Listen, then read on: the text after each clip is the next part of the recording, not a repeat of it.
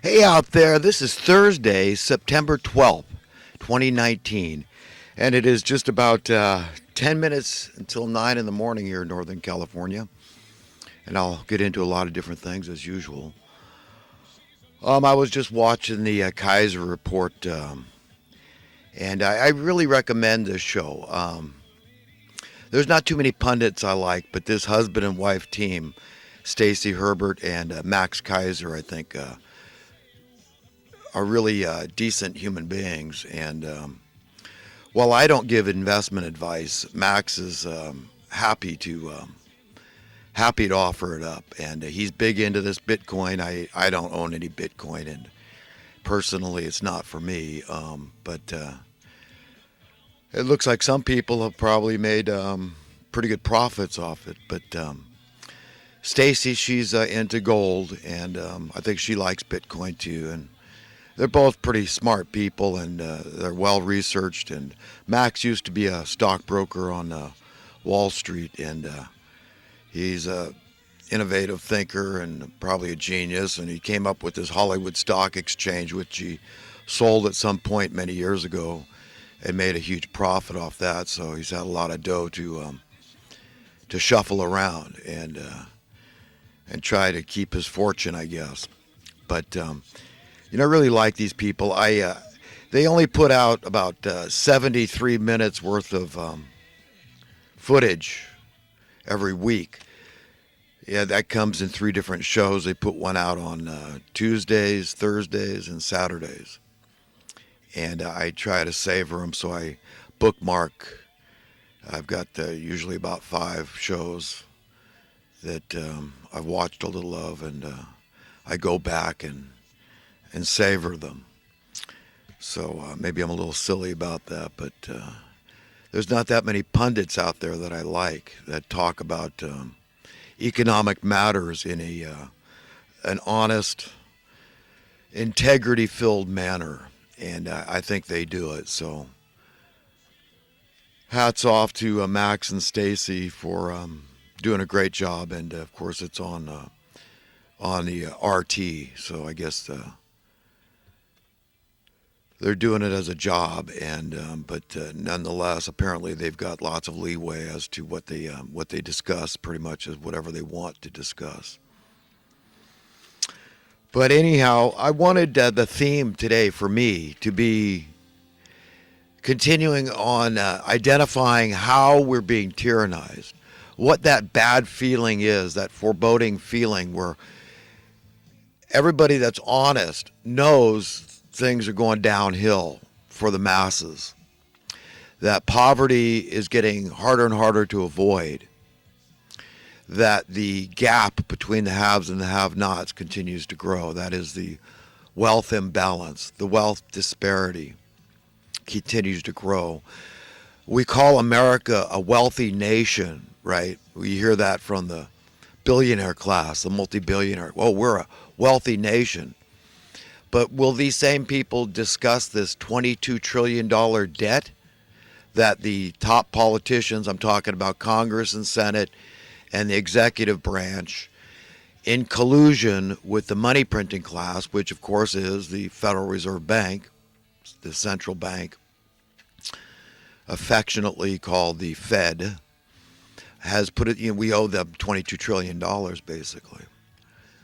We the people, apparently, because these politicians, we see they are fabulously wealthy. I mean, you can look up the net worth of Nancy Pelosi, for example, and see what she's worth. But these people, apparently, they get these jobs because of the influence and the opportunity it gives them to make vast sums of money. These are the ultimate I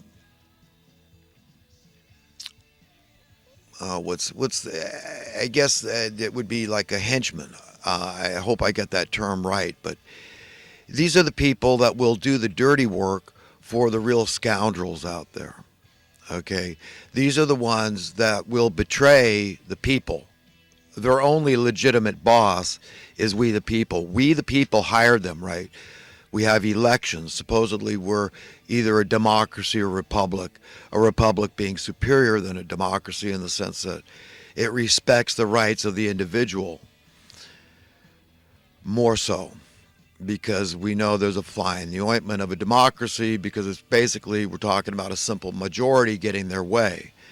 So if you can convince 51% of people to vote against the interests of the other 49% and have it be in their favor, you see, they're going to say, well, that's incentive and motive enough for me. Sure, I'll go along with that. So they get 51% of people on the bandwagon to destroy the other 49%, and you've got a big problem.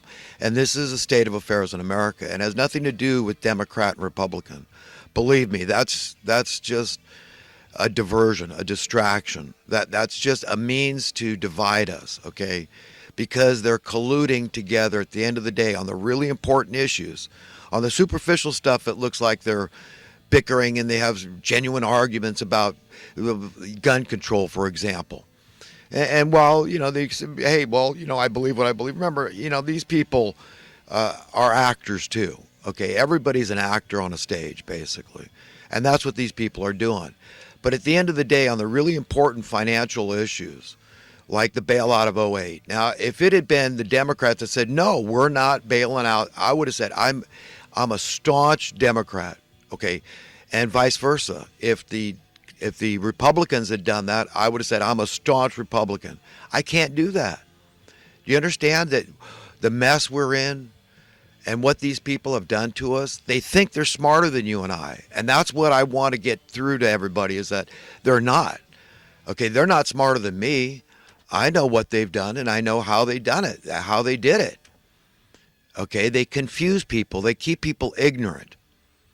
They make things convoluted and difficult to understand. Okay, they're duplicitous, deceptive. Their plans are nefarious for the people at large.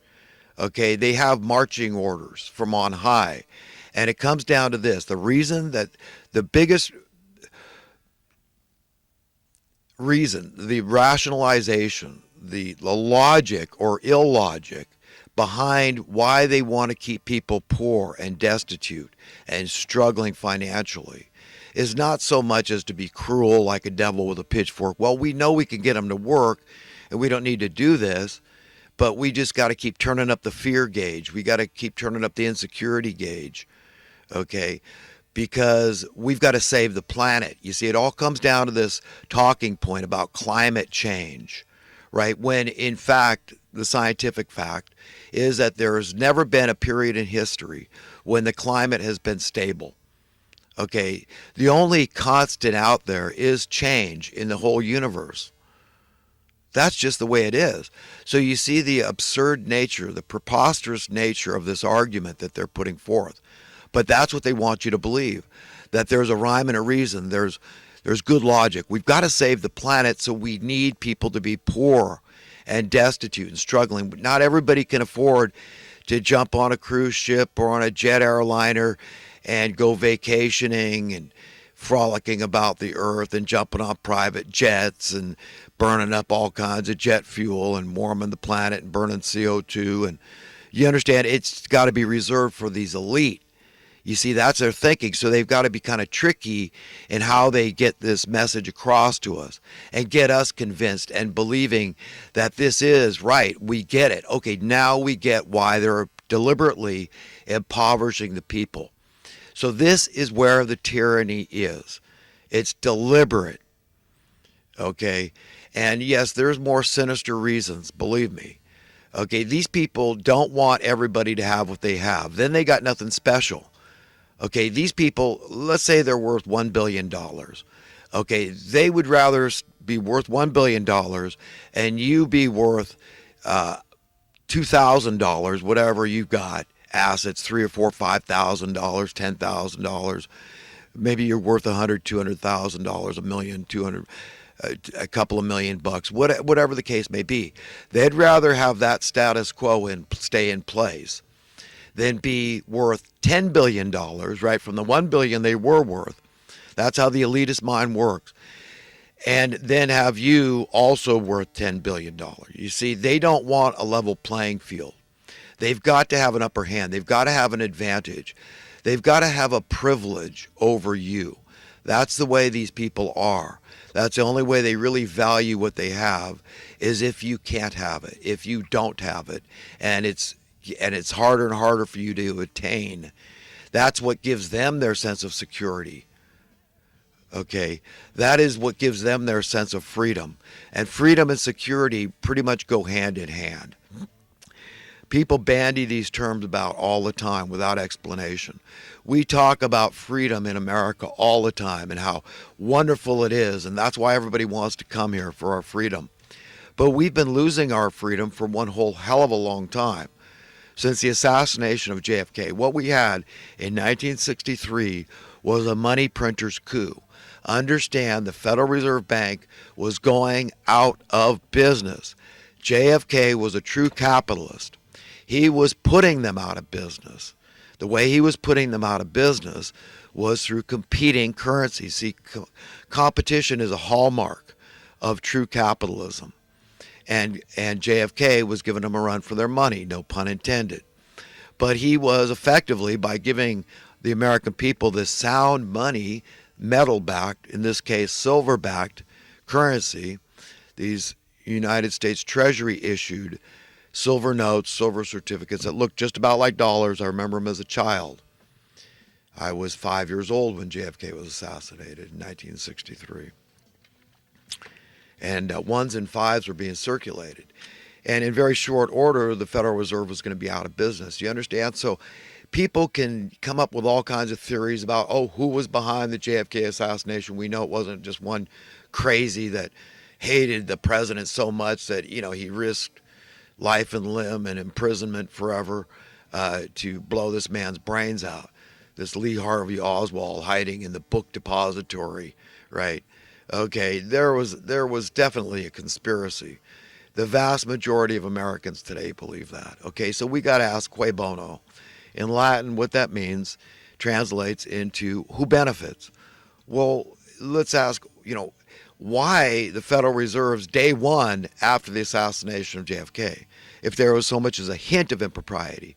But no, the impropriety was not subtle. It was glaring. It was brazen. It was in your face. That's why I say it's obvious. We haven't had true capitalism. We haven't had America, constitutional law, since 1963. We've been in a downhill slide for what's best for the American people at large for a long, long time. We're talking 56 years now, right? We're coming up on the anniversary. Or did we already pass it? I can't remember. It was in September. No, maybe it was in November when JFK was assassinated. But you understand that these people shouldn't exist, and they've been thriving since then, and they've been able to indent us. You understand that debt, that's on their side of the ledger. Okay, that credit is on theirs. They've got a $22 trillion credit with the productive American worker, the average blue-collar, working-class person out there. You understand? Working in factories and farms and food service industry, delivery, hospitality, you name it. There's just 1,000,001 jobs that minimum wage workers do out there. Blue-collar, working class, labor class, American people, the productive class, the only ones, these are the glue that hold the fabric of society together. These are the ones that keep the wheels of society turning. These are the most valuable players, okay, in this scenario, in the scenario of being a productive, fruitful society. You understand? Manufacturing all the things we all want and need. You understand? It's these people. And yet these elitist types, the aforementioned types I'm talking about, these scoundrels, these big fat hypocrite lying sacks of you-know-what, they're liars, cheaters, and thieves. Do you understand? So it's a hop, skip, and a jump to become